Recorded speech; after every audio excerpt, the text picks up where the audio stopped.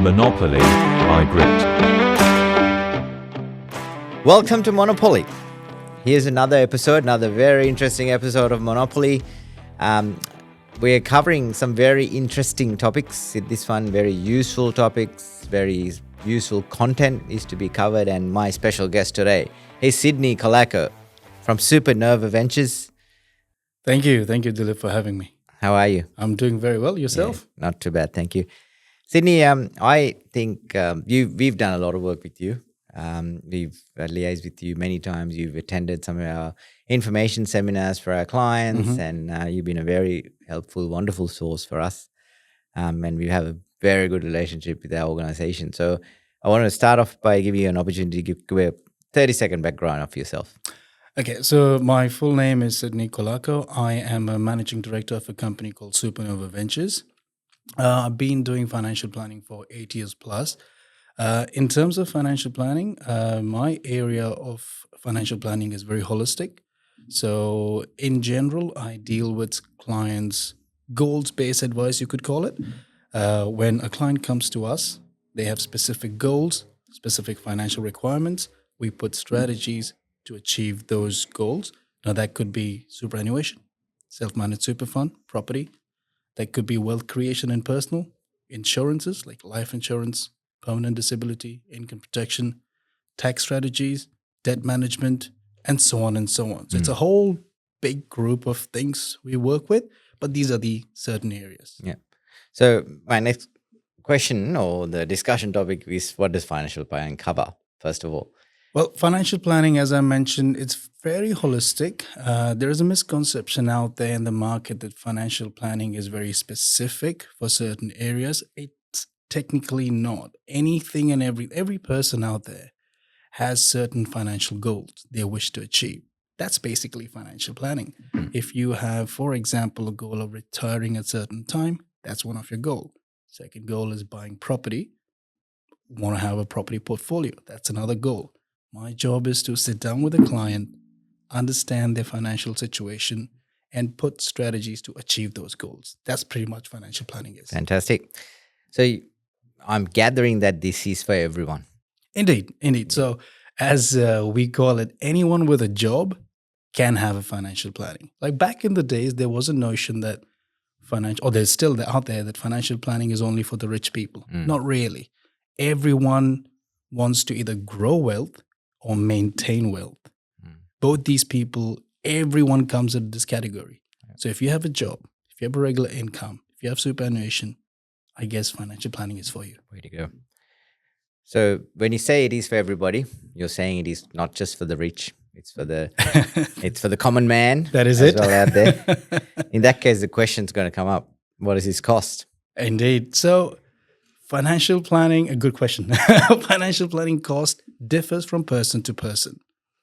As I mentioned, everyone is in a different journey of their financial and their lifestyle. I've got clients who are young professionals just starting up. I've got majority of my clients in the midsection of their career, which between 30 to 50s, and then retirees. The fee depends on how much work goes into the plan, how much strategies we get into. It's not that everyone has one set plan or one set fee. It truly varies. So the process and how long it takes would also vary, I'm assuming? Indeed. Yeah. Again, comes down to how much work goes in. If a person has few structures, few strategies, SMSF, for example, it's a lot of work goes in. Family trust companies, work goes in. If a client's coming up just with certain areas, tax, super, insurances, for example, it's quicker. So the timing varies from person to person, plan to plan.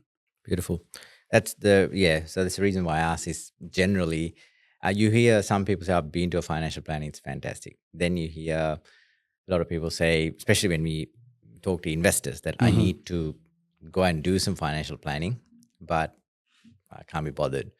Some of the questions that why people are reluctant to do that is they're unaware of the cost. They're unaware of the sort of the time frame it takes.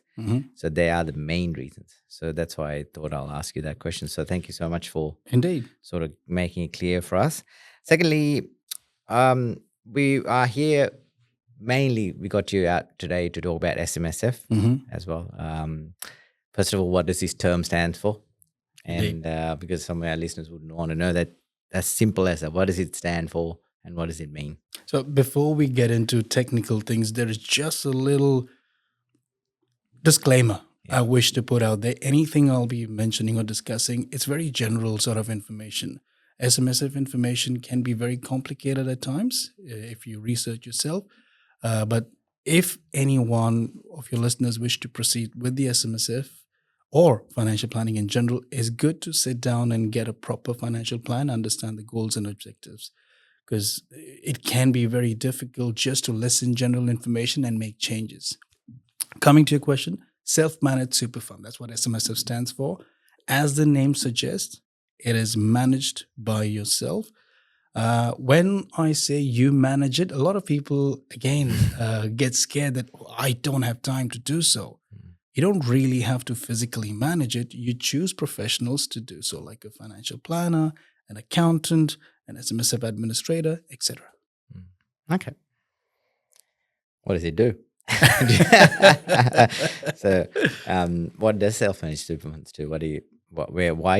Why should people think about it? Is the question. In general, we all know superannuation is one of the best tools to help you achieve retirement goals. Again, not many people put a lot of focus on it because the concept is it's the money which I can't touch, I can't use. It's just something goes from my income every monthly. But if you really look into it, that does help a huge amount, makes a huge amount of difference in future. Self-managed super fund is a way where you can control more into your superannuation account. You create a trust. Every trust needs a trustee. So you can have corporate trustee or individual trustee based on whatever the client situation is. Those funds, as much as they are locked in the superannuation laws, you can't certainly access it, but you can invest it the way you want for the benefit of your future. As long as the money benefits the members in future, you have certain level of flexibility in invest. For example, property, shares, fixed interest, corporate bonds, and so on and so on. So the doors are opened a little bit more as compared to regular superannuation. As soon as you said that word, property, alarm bells races on this because we are a Grid Property Group and that's what we do. So what we've been out there is encouraging some of our investors to look at self-managed super funds. And we obviously have we bring you into the picture where it's necessary, as you know. So what is the cost involved with self-managed super funds? That's the other question, because let's look at a property scenario. If you want to make it, narrow it down a bit, because that's what our audience is and that's what they're keen to know. Is there a way you could outline how the costs are calculated in terms of this? I can, and this is one thing I always mention people, that self-managed super fund information, of course, is readily available, but it's not for everyone. Not everyone can go into the self-managed super fund avenue because it is slightly more expensive than just a regular superannuation account. In terms of cost, there are two types of cost involved: initial setup fee and the ongoing fee. Both are slightly higher than any regular superannuation account, but it comes with the added benefit of buying a direct property. That's a huge difference. In terms of cost, there are two sets of initial costs involved. One is to set up the SMSF itself, and secondly is the financial plan attached to it. Then, of course, there is accounting cost, auditing fee, ASIC fee, ATO cost, tax returns, and so on and so on. To give you a ballpark number, the initial setup fee can be around 6,500 to 7,000, including everything. Ongoing, an SMSF can cost around 3,500 per year. Okay. 1,000. Yes. Just 1,000. So when people have a general public, because we speak to a lot of people out there, and when they hear from a financial planner and especially about SMSF and investing, and then a real estate agent combined with that, They're like, oh, you guys only tell us the good side of this, Mhm. right? Just like everything else in life, there's risks involved. Indeed. Can you tell us what they are? Well, as much as SMSF has the benefits to it, there are also certain risks or cons, pros and cons attached to it. Number one is, like I mentioned, SMSF is not for everyone. When you convert your super into a self-managed super fund, you will be surprised how transparent the money is. For some people, transparency is great. You know where the control is, you know the money and everything. Some people, it works really opposite. Too much exposure can be, oh my God. I was happy with not Right. looking at things. Number one. Number two, cost, of course. It is slightly more expensive to manage your money within a self-managed super fund rather than a regular super. But there is a property at the end of it. Absolutely. Yeah. Which you Absolutely. don't have otherwise, right? Which you don't have otherwise. So Yeah. these are the pros. Pros are, yes, you can have a property. You get more control. But sometimes the pros for some people is exactly the opposite. These are the cons. Apart from that, self-managed super fund does involve your involvement. So in terms of, you have to have an accountant, you need to do the tax returns every year, you need to have a financial advisor, review the plan every year, the investment strategy. A little bit more work involved in self-managed super fund, of course, that's the con. But the biggest benefit is control and the benefit to invest in direct property. All right. You did mention pros and cons. What do you see as the pros of purchasing a property by SMSF?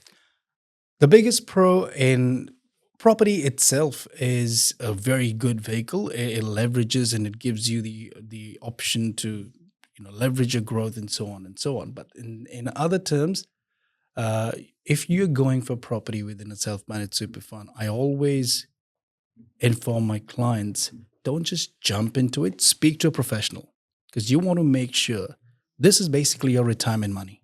So you want to make sure the property which you get, if you're getting one, should be at least not perfect, but better, closer to perfect for your situation at least. The biggest thing is, if you hold a property within a self-managed super fund, the whole goal would be to hold it till retirement. Yep. So when you go towards retirement, you have the option. That's when the retirement planning comes in, to either hold the property and continue, or sell it and use the funds. Because after retirement, your superannuation turns into a pension phase. In pension phase, everything is tax-free.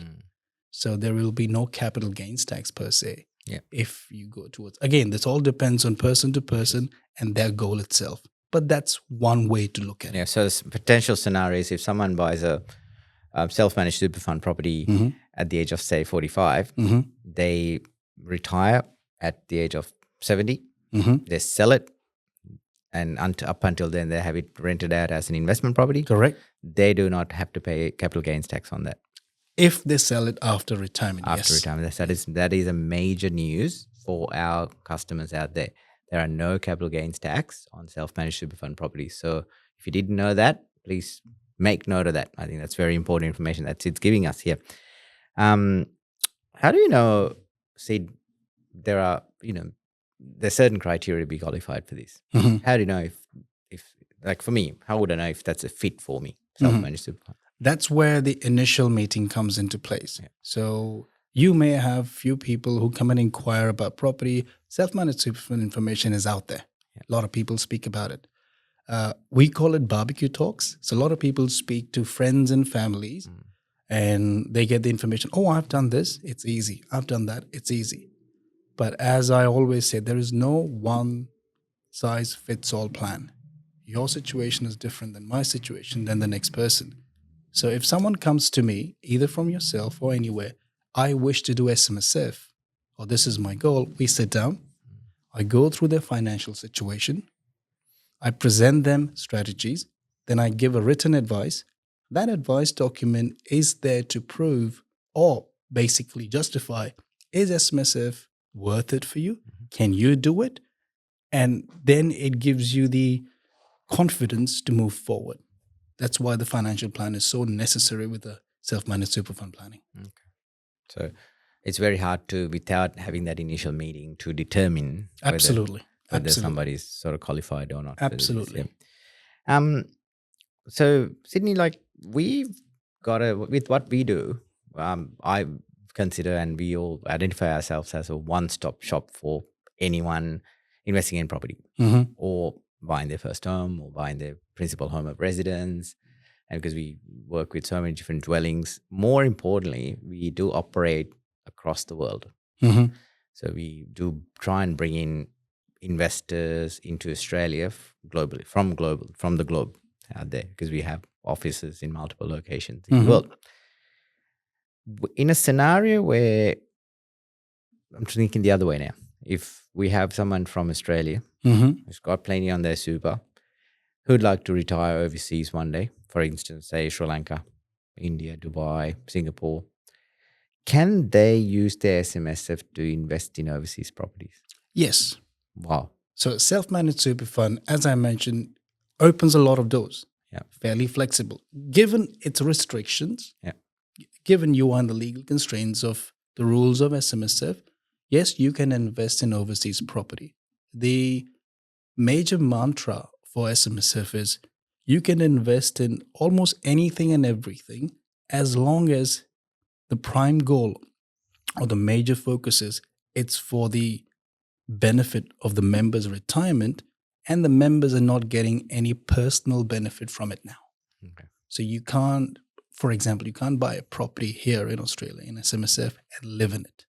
It has to be a third party. So you can't get any personal gains from it. It has to be for your retirement benefit. Okay. As long as they qualify that, yes, they can.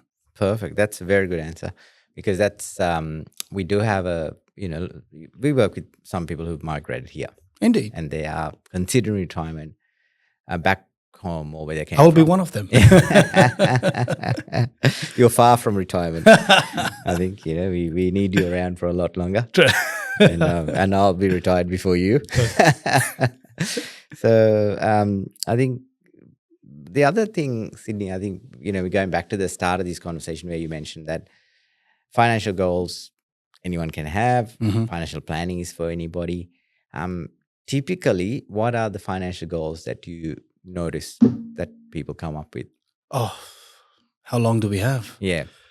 It varies so much from people to people. I have seen two individuals very much similar in their financial situation with two completely opposite goals. Completely opposite. Because your goal of a certain thing would be so far different than a second person, you will be surprised. Yeah. Generally, the goals which I get is, hey, Sydney, I've got, let's say, $3,000 per month savings. I save that much money, but I just put it in my cash account now or an offset account. Can I do more? That's one of the general ones. I pay a lot of tax. Is there any strategy that I can reduce some tax? Very few people are focused on superannuation side. Yeah. That's where, as a financial planner, I come in and I look at every single thing. And I say, okay, this is where I can make changes. I think this will be better for you. So the whole point is putting you as a client in a better position than where you are currently. Yeah. So goals in general are superannuation, tax saving strategies, debt management, cash flow analysis. Last but not least, which is very important, a lot of people do miss that, insurances. Everyone speaks about creating wealth. No one speaks about protecting them. Yeah. That's where we come in and say, this is how much life cover you need. This is how much disability cover you need. You may need trauma cover. You may need income protection based on your situation. If something happens to you, how much would your family need? So these are the general areas that we discuss. Fantastic. In terms of property, just one last question before you wrap up. If someone's got a decent super balance and the property they're investing in via SMSF would require taking off a loan, is that possible? Of course, yes. Yeah. So lending in SMSF is called as LRBA or Limited Recourse Borrowing Agreement. Technically speaking, a self-managed super fund does not borrow money. You have to have an agreement with the lending personnel to facilitate this loan. That's called as a property custodial trust or a bear trust. That's the LRB agreement. And yes, people with significant balance. Not many people have the opportunity to buy the property outright. Yep. So majority of clients out there will need to borrow money. So it gets facilitated through this LRB agreement. All I tell my clients is speak to a mortgage broker or speak to a specialist who knows what they're doing in the SMSF Avenue. Awesome. Well, that was a very informative session. Thank you. For our listeners out there, Sydney is a good talker. I've seen Sydney in presenting. Sometimes we had to go to Sydney. We're running out of time here, mate. But always, as always, you've presented to them very, very valuable information. Sydney Colaco from Supernova Ventures. That's it. We know you've got tons of years of experience in this industry, but you've only just started this venture about close to 10 months ago from memory. Yes, that's good. Yeah. So we're wishing you, first of all the very best. Thank you. This, although the business you knew, the owner and the director and the advisor is very experienced. So we're wishing you well with everything you do. Thank you so much for joining Monopoly with Grit Property Group. Thank you. Thank you for giving me the opportunity. Thank you very much. Yes.